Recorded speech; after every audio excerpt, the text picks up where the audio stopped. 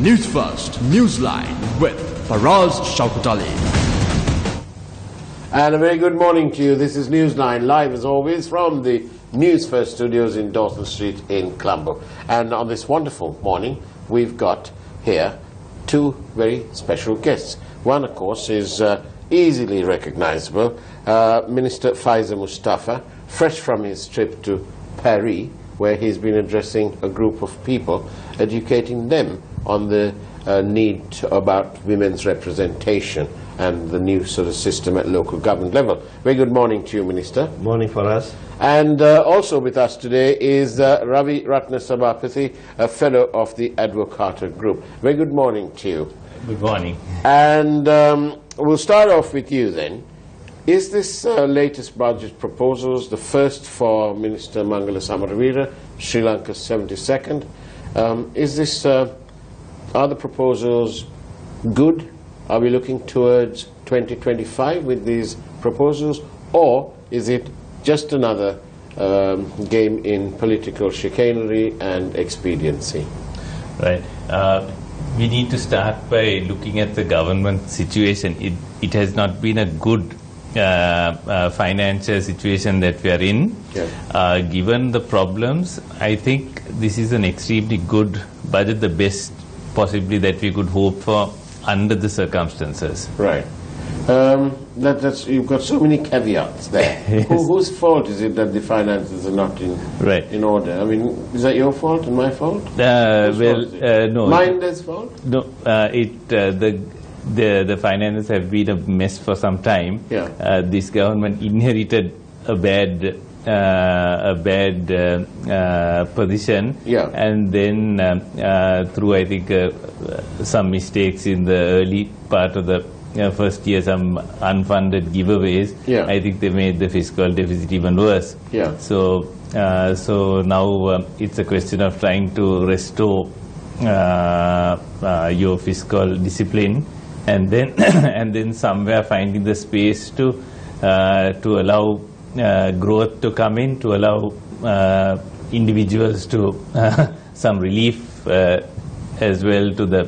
But I notice, I don't want to be too skeptical on these things, but we can't help but notice that once again the two industries that appear to be doing all right amongst a sea of struggles is the telecom industry and the banking industry, and they've both been taxed even more. Why? Yes. Well, it's an easy place to tax, and the government does need the revenue. So, do you think that the government needs revenue, but do you think that internationally sends the wrong message? That people, investors look at, say, oh gosh, the Sri Lankan government, every time there's an industry that's making money, they go and whack it in with some taxes. Right. I think, yes, I think that would be the natural tendency for most governments. You'd go to tax where the money is. Yes. But it's a reasonable thing to do. Yes, and also it's easy. It's a few companies, very easy to administer and collect your taxes rather than trying to administer files or thousands of smaller businesses or people. But overall, if we look at the bigger picture of the budget, yes, there are these taxes that have fallen rather heavily on a couple of sectors. But overall, I would say, if you look at the direction, if you look at the way they've put it, these are, I think, may perhaps lesser concerns, because the positives on the whole, yeah, I think, tend to outweigh the negatives. Hopefully, once the things stabilize, they can maybe remove some of these taxes.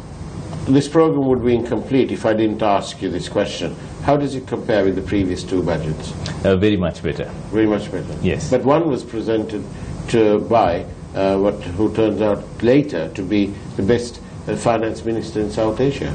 I think those budgets were not properly thought through. They were not in line with the bigger government vision. There were contradictions within the government itself.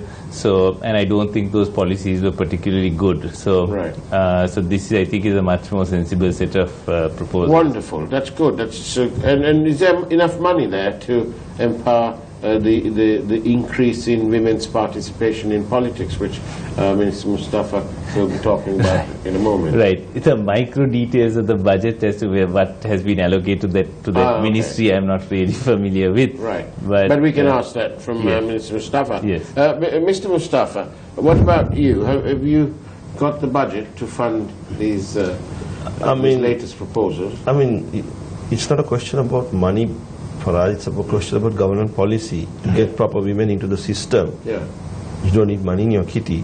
You need proper direction. Right. And that is what we're proposing to do, because our local bodies would consist of 25% women. Right. So we need to get women of substance, not nepotism.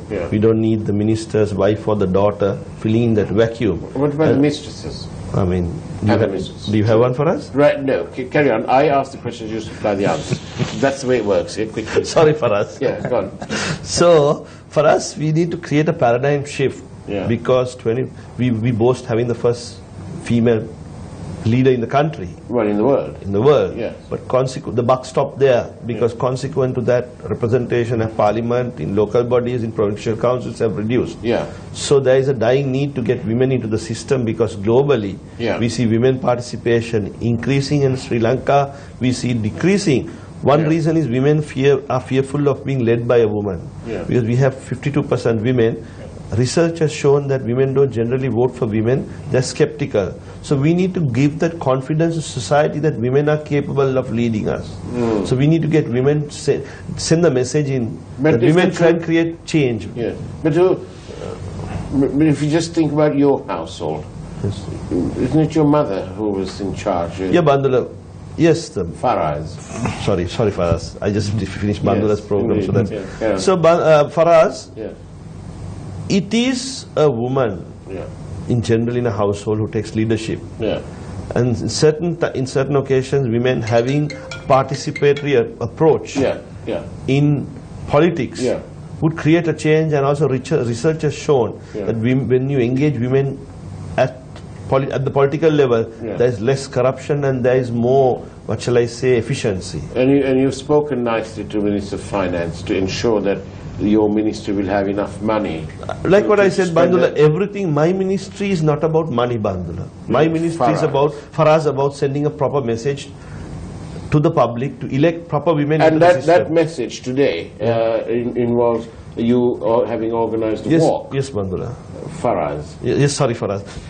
That walk today, walk today is to give support, in support of the policy that we encourage women of substance to get into the political mainstream. Women of substance, I like the term. And yes, there is a walk organized by the Minister of Local Government and Provincial Councils, and it starts at 2 o'clock today at the Vihara Mahadevi Park, and you don't have to be a female to join the walk, but do join it and show the people that there is a widespread support for this gallant move. Bandula, we encourage more men to participate, because men can create that change. The message has to come through men, because we have a male chauvinistic society. And if more men participate at this walk and say we want this change, that will be more encouraging. That's wonderful, Mr. Mustafa. Mr. Mustafa's obviously got a slight glitch in the system this morning, because he keeps calling me Bandula, but that's because we've just... You all look the same. We all look the same. There are two Ronnies, apparently.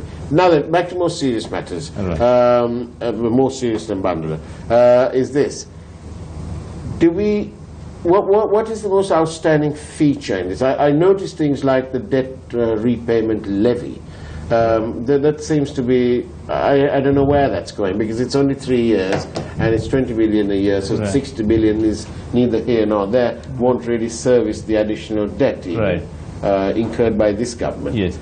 So what's the most outstanding feature about this budget? If we look at it, will actually pay for the tax cuts that the government has given on your basic food items. If you look at these sprats, potatoes, Bombay onions and lentils, all reduced down to from 40 rupees, some were 42 rupees, some were 11 rupees, some were 15 rupees, all down to a rupee. They've also cut things like some palm oil, coconut oil, some reductions there. so they've given it from here and taken it from here. That is always the case, because because what has happened is the government is not a fairy godmother. They can't just wave a magic wand and give you something. Now, if they are going to give you something, you need to ask where is it going to come from.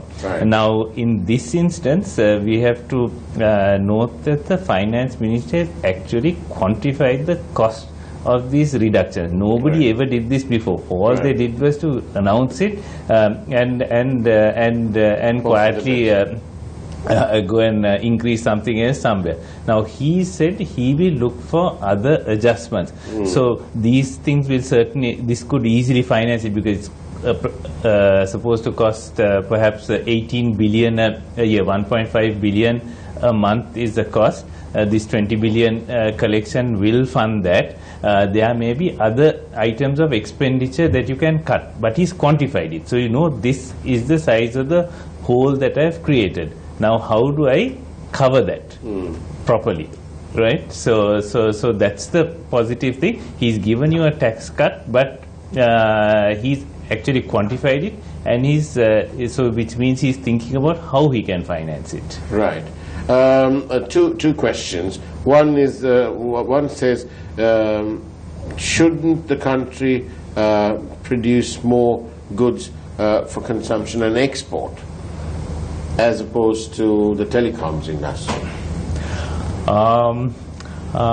You see, the telecoms industry itself creates its own exports in terms of business process outsourcing, certain kinds of IT services. The connectivity enables a lot of different types of services to grow around it. If you look at the phenomenon of globalization, what has actually happened is a significant reduction in the transport cost, in the shipping costs, in the container handling costs, in the cargo handling costs. That is what has promoted trade. So when the friction comes down, when your telecom costs come down, when your shipping and cargo handling costs come down, a lot of things become possible. So I'm going to come back to you on that question about the shipping, but we've got another question here, and this is directed at Minister Faisal Mustafa. Please clarify if the requirement is for 25% women candidates or 25% actually elected. 25% actually elected for us. So what happens if there is a, if at the end of the count, if there's only 20%? Firstly, the mechanism is such, 10% of the wards have to be women. 50% of the list of the PR system have to be women. And the formula has been done in such a way that there will be 25% women represented. Even if it isn't so, it is obligatory on the election commissioner to see that the mechanism creates 25% women representation. That's quite good, actually. It is. It's a paradigm shift. It is not having a woman on the nomination paper, not restricted to that one. But for us, it's a change. It's actual change. And do you then expect to see women? Obviously, we're going to have more women at local government. Will there be more part-time people, or is this going to be a full-time job? Being a member of a local body is a part-time job. You get allowance, you don't get a salary. So you're supposed to come for the meetings, and you're supposed to serve in committees. Do you know how much it's going to cost extra? We have not done a cost estimation. No, you haven't. Okay, go on then. For us, whatever the cost is, this change is needed for the country. And this change would create a paradigm shift for the reason that women entering the political process is something which is happening globally. You see, Canada, half the cabinet is women. And most countries have been very positive with regard to bringing women into the system. So unless we do this, we cannot get women to the system, because women are hesitant to enter the political mainstream in Sri Lanka. Maybe due to violence, maybe due to social media, maybe due to the fact that political parties are male chauvinistic. And Sri Lanka is yet a male chauvinistic society. So we need to change that. For us to do that, we need to bring in legislature. First we'll create that change, and then through that compulsion, people's mindset will also change. Wonderful. Thank you for that clarification. The budget is a sales promotion for countries producing electric-powered vehicles.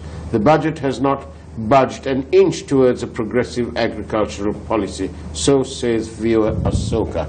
How do you react to that, Ravi? It has, well, what they have done is, I think they have looked at liberalizing the import of maize, which is a big component of your chicken cost. You might see the prices of chicken becoming a little more competitive if the market for maize was properly opened up. When it comes to whether we produce or whether we grow or whether we import and trade or buy, it's a question of what really benefits the consumer at the end of the day. Consumers should be allowed to choose whatever that suits them. You see, so sometimes it's far better to import something rather than to grow it yourself. This is the old argument in 19th century Britain of the corn laws. The landlords who control the land wanted cheap imports of corn banned from France and from elsewhere, because they had a vested interest in ensuring that their lands became more profitable. The industrialists who had a large working class to support wanted the cheap food for their workers. Ultimately, the industrialists won, and the trade in corn was freed, and food prices came down. So you need to see on that note, we're going to have to take a short break. But when we come back, the question will be, why no incentives for growth in revenue? Stay tuned to Newsline. We'll be back shortly.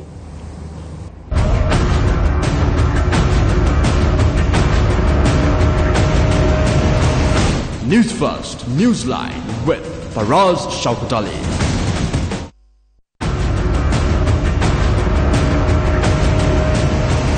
News First, Newsline with Faraz Shaukat Ali. And welcome back to Newsline, where we're joined by Ravi Ratnasabapathy and Minister Faizat Mustafa. Now then, the question that we posed to you was, how come no incentives for growth in revenue? Incentives for growth, I don't quite follow the question. To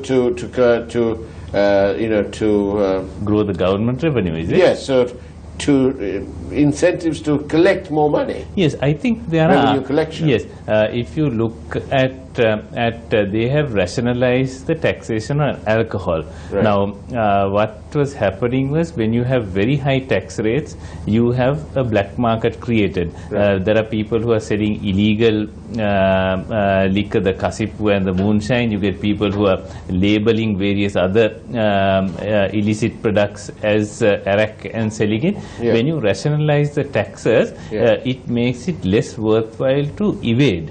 So by reducing certain taxes, you can actually end up expanding the legal market. Things move out from the black market and into the legal market, and the government is able to collect revenue, and the cost of living also comes down.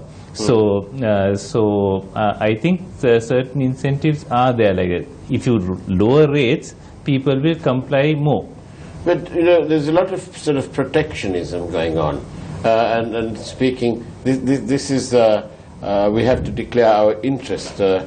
But, for example, the previous government had a fee of 90,000 rupees for any imported production, say TV production, like the tax on the television program. Television program. Yes. Now, then the last minister increased it to 150,000. But this is all, and then this minister has kind of didn't do anything about that. Yes. He could have taken the opportunity to dismiss that Because this is all protectionism. We're supposed to be going towards an open market. Right. Yes, you're right. And I do believe that the motivation for that was more or less to kill the small television stations. They had no local content of their own. Right. They were running a lot of foreign content, including foreign advertisements from the multinationals. Even those were taxed. So it was, I think, something brought out to kill off some of the smaller television and radio stations and to bring the media under control. What about more incentives for investors? There are, I think, quite a lot. And thereby increase revenue. Yes. Now, if we look at, I think the big thing in the budget is the shipping liberalization. Yes. Why is that causing a bit of concern locally? Well, I think there's always in any policy there are some winners, some losers. So some of the shipping agents here may lose. The dominant players might lose some of their market, but I think that is the starting point for growing a much bigger shipping logistics business here that can really transform the country. We've got another brand new port down there. And which also needs to get some business. So Singapore grew with its port. We can actually do, our port is actually well situated. It's reasonably deep. It's reasonably efficient, but it's operating far below its potential. If you let the right investment come in, then you can. Well, yes, especially after the Hambantota port had to spend even more money removing that block of stone at the entrance to the harbour. Mustn't forget that. Right. All right. Now then, Mr. Mustafa, you're sat there. How encouraged are you by this new budget and so on? I think this budget was a participatory budget where the Sri Lanka Freedom Party also got its views across. So it's a very inclusive budget, like how Dr. Mustafa pointed out. And I'm sure everybody is very hopeful about things. Good. Mr. Ravi, it seems to me that this is a very sort of, it's sort of mediocre, really, this budget, because there's nothing really very, very special about this budget. He's played safe. No, I think he's actually been pretty bold. He's taken on some of the difficult things. This shipping liberalization is a bold step to take. He's but this DLR business is the debt repayment DRL, the debt repayment levy. It's pedantic. Yes, that's... it's nothing compared to what the real repayment will come but those actually, maybe perhaps the minor, the telecom thing, the debt thing, those are all relatively minor. They keep hitting. The telecom industry is already very heavily taxed. And this banking thing, it's, there's not much clarity because every transaction is going to attract this this levy. So if you move money between your savings account and your current account, and then you go and take the money out, you're paying twice. Yes, that's right. As I said, the problem is the government is in a very tight fiscal position. They have no real resources available. That's the thing that we need to understand. The government has no resources of its own.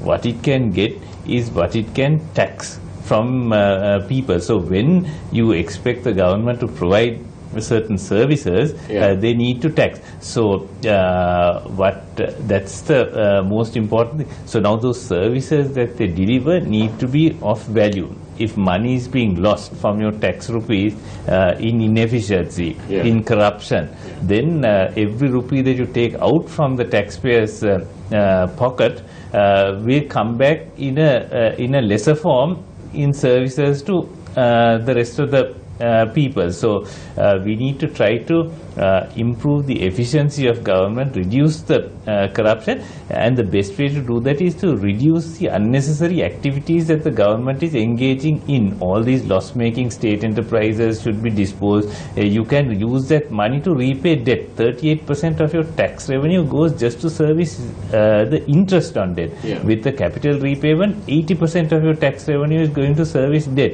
If you sell off, now he's proposed the non-strategic enterprises, the Hilton, the Hyatt and the Water's Edge and all that. So now you sell those off, repay the debt, bring the interest bill down, then pass those savings on to consumers in the form of lower taxes. List the commercial, the People's Bank and the Bank of Ceylon, sell some of your stake down to But even investors. that announcement hasn't really met with a huge support. It's a little bit asai-bai about the Bank of Ceylon and the People's Bank. I think once people, if you allow, if you think back to how those first privatizations took place in the early 90s, 80s, when Ceylon Oxygen was listed, people were waiting to buy the shares because there was this sudden appreciation in the prices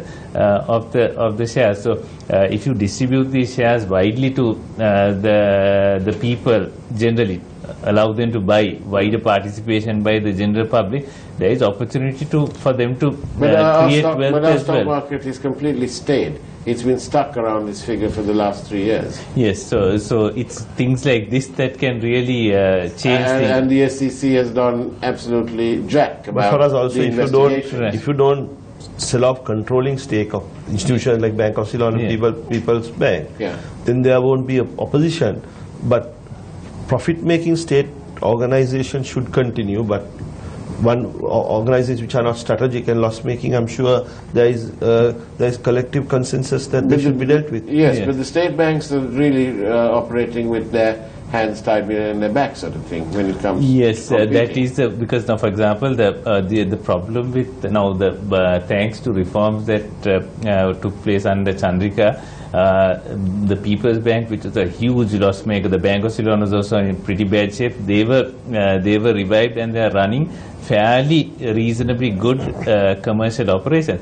But what happens is they become captive lenders. Now, for example, most of your debt from Lanka, what is not guaranteed by the government, is coming through the Bank of Ceylon and the People's Bank. And also the Bank of Ceylon lent all that money to perpetual treasuries in the bond scandal. Yes, of course that may or may not have been due to government involvement, but what happens is the government uses The governor of the central bank is the government, is part of the government. Right, yes, whether it was he who influenced the banks to give the give well, whatever said and done, yes. the bottom line is that they were given that money, and that formed the basis of that scandal.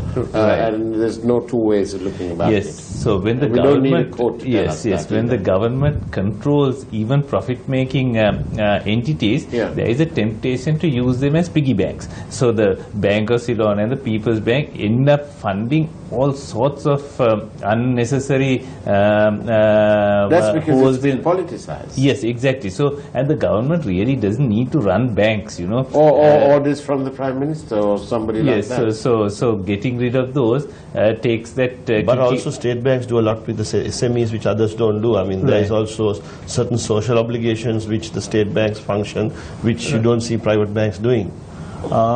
If we look, I think the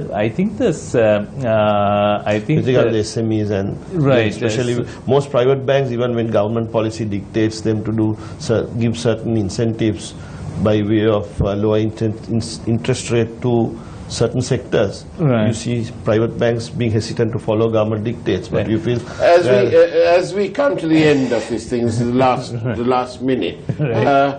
Tell me, Mr.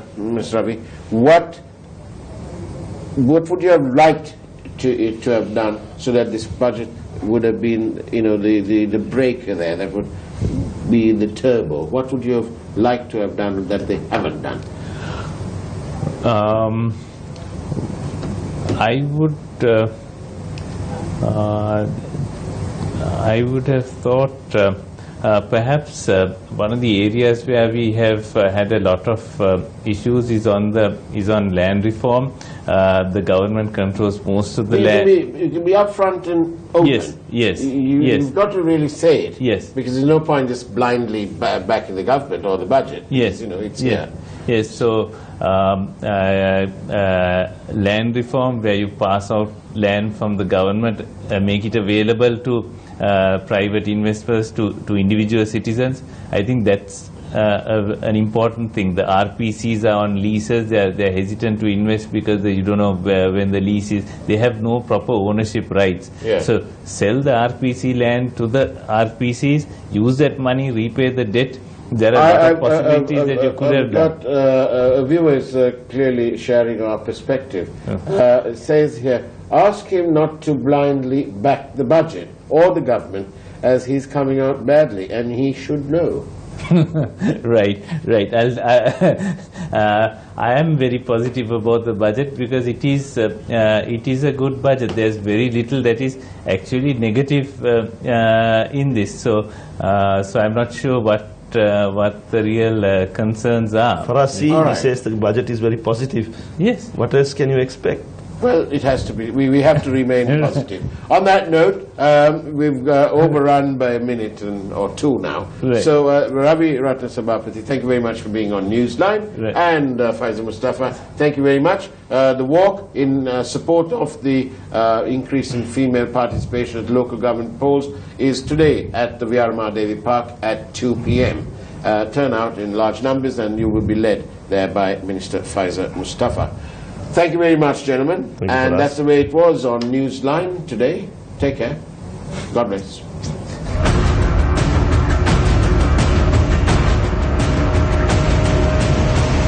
News First, Newsline with Faraz Shaukat Ali.